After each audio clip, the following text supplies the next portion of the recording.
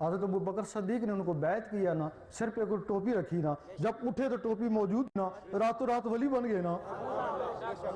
تو ولایت کے لیے جس کو اللہ چاہے، بس یہ اللہ کا کرم ہے، جس کے اوپر ہو جائے۔ ولایت داڑیوں کی، نمازوں کی محتاج نہیں ہے۔ اللہ، ہاں جی سرکار یہ اس میں لکھا ہے آج ساری دنیا کے مسلمان ذلیل و رسوا ہو رہے ہیں، آپ دینی سیاست شروع کریں اور مسلمان عالم کو مشکلات سے نجات دلائیں اور دور یہود نصارہ کے غلبے سے نکال کر اس کا کام۔ میرا مقصد ہے آپ سیاست میں کیوں جاتے ہیں؟ اس وقت ضرورت ہے اس چیز کو پکڑو جو سب سے اہم ہے، اللہ کو پکڑو، اللہ کے دین کو پکڑو نا۔ بھئی سارے، اگر کوئی دیوبندی ہوا تو پہلے سنی ہوگا پھر ہوا نا، تو سنی تھا، اللہ نہیں ملا تب دیوبندی ہو گیا نا۔ بھی اگر اللہ ملتا تو کیوں جاتا ادھر؟ وہ پھر شیعہ ہو گیا، اللہ نہیں ملا شیعہ ہوا نا۔ وہ اپنے طریقے سے ڈھونڈ رہا، وہ اپنے سے طریقے سے ڈھونڈ رہا، وہ اپنے طریقے سے ڈھونڈ رہا۔ حالانکہ ہم نے ہندوؤں کو بھی دیکھا، وہ بھی اللہ کو ڈھونڈ رہے ہیں، بتوں کے ذریعے ڈھونڈ رہے ہیں نا۔ لیکن اب پتہ چلے کہ اللہ ملتا کیسا اور اللہ کا دین کون سا۔ توریت میں کچھ اور دین ہے، زبور میں کچھ اور دین ہے، وہ انجیل میں کچھ اور دین ہے، قرآن میں کچھ اور دین ہے، کہ اللہ کا دین کیا ہے؟ کبھی سوچا ہے؟ اللہ نے سب سے پہلے اپنے محبوب سے عشق کیا، وہی اس کا دین بن گیا۔ اللہ تو خود عشق، تو خود عاشق، تو خود معشوق۔ آج جس کے اندر بھی عشق پیدا ہو جائے وہ اس کے دین میں چلا گیا، پھر وہی ہے نا، گر ہو عشق تو کفر بھی ہے، مسلمانی۔ میرا شاہی، میرا شاہی، بولے جس نے سارے الہی۔ اب سیاست کو چھوڑو، آپ عشق کو پکڑو، عشق کی طرف جاؤ نا۔ اور عشق ایسا ہے ہر کسی کے لیے، بھئی عشق میں جو بھی فرقہ تیرا پرواہ نہیں، جو بھی مذہب تیرا پرواہ نہیں، ایک دفعہ اس کا عاشق ہو جانا۔ جب وہ گرو نانک سکھوں کو اپنی تعلیم دیتا ہوں، آخر میں کیا ہوا کہ ایک درویش ٹکر گیا کہ تعلیم تیری صحیح ہے، دل بھی تیرا کچھ صاف لگتا ہے، لیکن اس میں اگر اللہ اللہ آ جائے تو تیرے اندر عشق بھی پیدا ہو سکتا ہے۔ اس نے کہا میں اللہ اللہ پڑھ لوں گا لیکن محمد رسول اللہ نہیں پڑھوں گا۔ اس نے کہا ٹھیک ہے تو اللہ اللہ ہی پڑھ سی۔ وہ اللہ اللہ دل میں اللہ اللہ پڑھتا رہا، ایک ہاتھ تسبیح ایک ہاتھ مالا، نہ ہندو نہ مسلمان دستا۔ آخر کیا ہوا، وہ مار گیا۔ ہندوؤں نے، سکھوں نے کہا ہمارا، مسلمانوں نے کہا ہمارا، کیونکہ مسلمانوں کو بھی اس میں سے کچھ روشنی نظر آ رہی تھی نا۔ انگریز حکومت تھی، انہوں نے کہا ایسا کرو، لڑو نہیں، اس کو چارپائی پہ لٹا دو۔ چارپائی اٹھاتے ہیں، یہ جس طرف گر گیا ان کا، جب چارپائی اٹھائی تو لاش ہی غائب ہو گئی۔ بھئی نہ سکھوں کا نہ مسلمانوں کا، پھر کس کا؟ اللہ کا نا۔ اللہ ادھر چلا گیا نا۔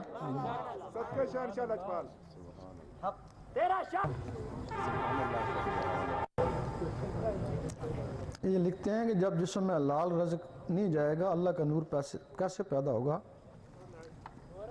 آج ملک میں سامراج کا ایک حدیث ہی میں، وہ جسم جس کی پرورش حرام مال سے کی گئی ہو کبھی جنت میں نہیں جائے گا۔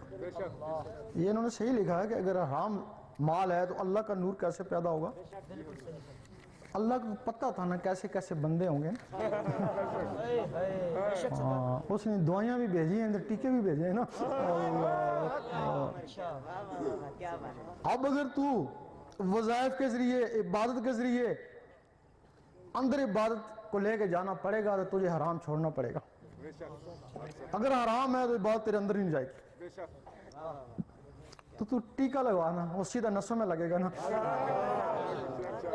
جب تیرے اندر ٹیکہ جائے گا تو پھر تیرے اندر جو بیماری ہے وہ خود بہت نکلنا شروع ہو جائے گی نا۔ ایک آدمی ہمارے پاس آیا تو وہ کہنے لگا کہ میں سخت شرابی ہوں، بچپن سے شراب پیتا ہوں، میں نے ایک کتاب پڑھی کہ مرنے کے بعد کیا ہوگا، اب مجھے خوف ہے کہ میرا کیا ہوگا۔ آپ نے بڑی کوشش کری کہ میں شراب چھوڑوں، چھوڑتی نہیں ہے، تو میں اب نماز پڑھنا چاہتا ہوں، لیکن مولوی صاحب کہتے ہیں کہ قرآن میں لکھا ہے کہ نماز مت پڑھ جب تو نشے میں ہے، تو وہ کہتے ہیں پہلے تو شراب چھوڑ، شراب مجھے چھوڑتی نہیں ہے، میں کیا کروں؟ ہمارے پاس آ گیا کہ کوئی حل بتاؤ. ہم کہتے ٹھیک ہے تو شراب پیتا تو پیتا رہے, تو تجھے ایک ٹیکہ لگاتے ہیں. تو اس کو طریقہ بتایا کہ شراب پیتا رہا ہوں, پیتا رہا, میں پہلے سے زیادہ پی کہ گناہ ہوگا کہ ہمارے سر. لیکن یہ طریقہ بھی کر ہے. وہ گھر گیا, وہ پریکٹس کرنا شروع کر دی. کچھ مہینے بعد اس کی بیوی آئی, کہنے لگی اب شراب پیتا ہے, پیتا ضرور ہے لیکن اس کو الٹی ہو جاتی ہے. تو اللہ اندر گیا نا, تو شراب اب اندر کیسے ٹھہرے. کچھ عرصے کے بعد وہ آیا تو تھوڑی تھوڑی داڑھی بھی تھی, ہمارے ساتھ اس نے نماز پڑھی. جب اس قلب کی اصلاح ہو جاتی ہے نا تو سارے جسم کی اصلاح ہو جاتی ہے. ہاں, جب اس میں اللہ جائے گا نا تو سارے بیماریوں کو باہر نکلے گا نا. آگے لکھتے ہیں جی بھنگ حلال ہے یا حرام. آپ کی کتاب روحانی سفر کا حوالہ مستانی نے کہا, یہ خواب کی بات تھی نا, یہ خواب میں لکھا تھا نا, یہ خواب کتاب آپ لوگوں نے پڑھی نہیں نا, اس میں لکھا ہوا تھا خواب میں دیکھا بھنگ تو بڑی مزیدار لگی, تو خواب میں کہہ رہے ہیں کہ یہ تو حلال ہے, عالموں نے خواب حرام کر دی. یہ تو خواب کا واقعہ ہے نا, وہ ہم تو نہیں کہہ رہے تھے, خواب بے اختیارہ ہوتا پر نفس کہہ رہا ہوگا. نہیں, جو بھی نشہ حرام ہے, ہم تو سگریٹ بھی نہیں پیتے, اس کو بھی حرام سمجھتے ہیں. ہاں جی,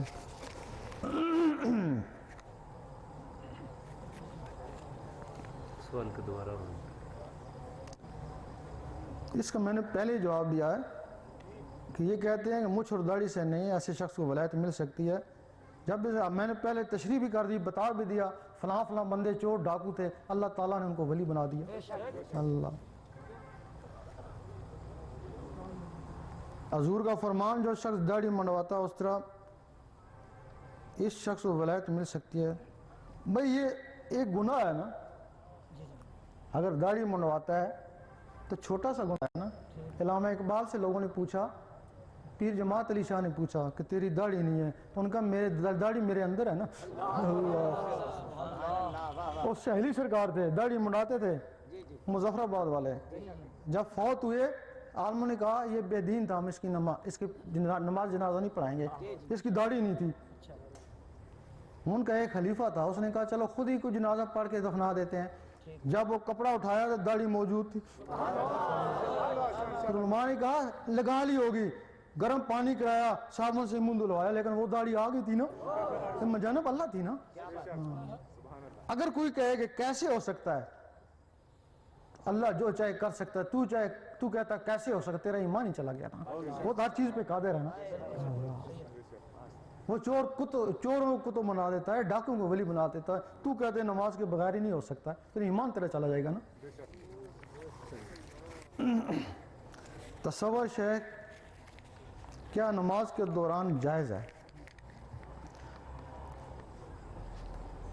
اتنا شیخ کا تصور نماز میں ہوتا ہے کہ جس طرح آگے عالم نماز پڑھا رہا اس کے پیچھے کھڑا ہوں, یا شیخ میرے دائیں کھڑا ہوا ہے, یہ تو جائز ہے. اگر اس کو دل میں بساتا ہے, اس میں پھر دو طریقہ ہے.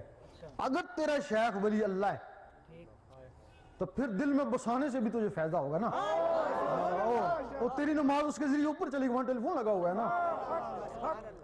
اگر تیرا شیخ ناقص ہے تو پھر تیری نماز ہی برباد ہو گئی.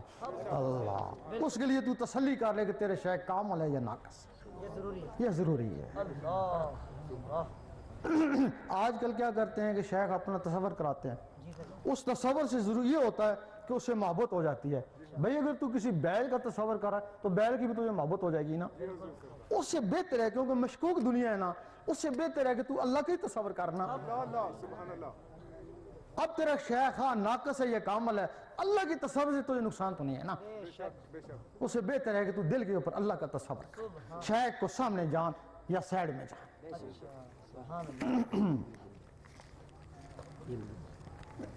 یہ لکھتے ہیں کہ ذکر افضل ہے یا نماز. بھئی ذکر پاک کرتا ہے نا تو پھر نماز اوپر جاتی ہے نا. قرآن مجید میں ہے آتم الصلاۃ لذکری, نماز قائم کر میرے ذکر کے واسطے. اب یہ دونوں چیزیں لازم ملزوم ہیں. ظاہر اور باطن دین اسلام کے دو پر ہیں، ایک زبان